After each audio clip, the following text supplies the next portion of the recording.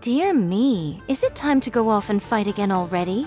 All this running around is getting quite exasperating.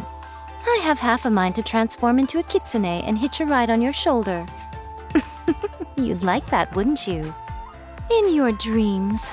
Oh, little one, you've still got a long way before Yae Miko the Wise and Beautiful permits you to see her true form. You intend to take a rest? I concur. You do look quite tired. Self-knowledge is a good trait to have. Better to walk at a slower pace if it means you will travel further in the end. I brought some coffee candies. Here, take one. I think I'll read a little before the next battle begins. Please refrain from recommending something like a newspaper. I recognize that short-form articles may be a fitting choice, considering the limited amount of time at our disposal, but they're simply not to my taste. It's a rare treat to have a little time to laze around and not have to think about all the fighting and killing.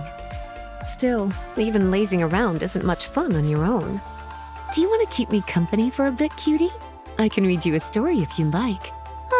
The novels here actually aren't all that bad.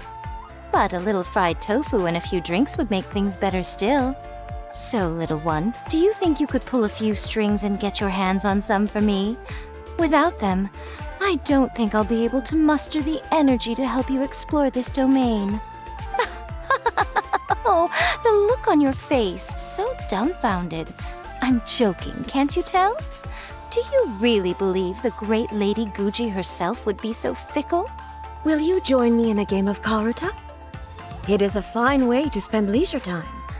It will help us both relax, while keeping me sharp and focused. The only thing is, it is customary for the winner to be awarded with confectionery, but I do not know whether it can be brought in here. In that case, we can celebrate the victor at the Sacred Sakura some other time. Now, are you ready to be humbled? There's a lot of stories about me floating around in Liyue, but I guess the most well-known is the one about me defeating Haishan. I'm ashamed to admit it, but I went into that fight with a huge ego. I thought I'd seen it all and wanted to show people that I could take on the world. Little did I know, it would very nearly cost me my life. Ultimately, I still dealt the final blow. But in the end, what got me through it wasn't my arrogant desire to prove myself. It was the fact that I had a whole crew behind me that I cared about a lot. Hey, cutie, heading back in? You know, the further in we go, the tougher the monsters are going to get. But you've got nothing to worry about. I know every monster's weak spot like the back of my hand. I've read everything there is to know on the topic. So if you need someone to teach them a lesson, just let me know. During my days as a wanderer, if I came upon a beautiful view and was feeling in a poetic mood, I'd stop to compose a few lines. I once thought about writing an anthology of my poems and leaving it on a shelf, so I could share with others the way I felt when my eyes first met those wonderful sights. But when I looked back at the drivel I'd written, I gave up on the idea. I'm sure other travelers will get that same sense of peace from the natural world as I did, if it's meant to be.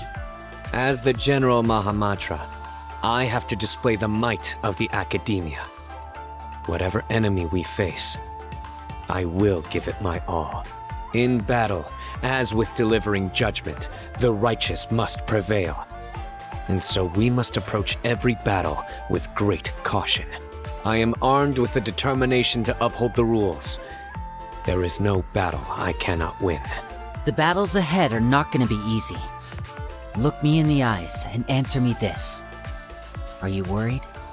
Well, if magic is all about achieving the impossible right before people's very eyes, don't you think the best magician in the land might stand a chance of pulling that off even outside of a magic show? What do you say? Are you ready to team up with the great magician Lyney and see if we can't perform some miracles out there? Do you think that the way fairy tales end is just whimsical? Or do you think the writers put a lot of thought into it? Because if you read them from the point of view of trying to identify what each character symbolically represents, you find a lot of very deep metaphors. Still, In order to verify my hypothesis and see if it stands up to scrutiny, I need to do some historical and cultural research. Maybe I could borrow some of these materials here so I can do a deep dive later.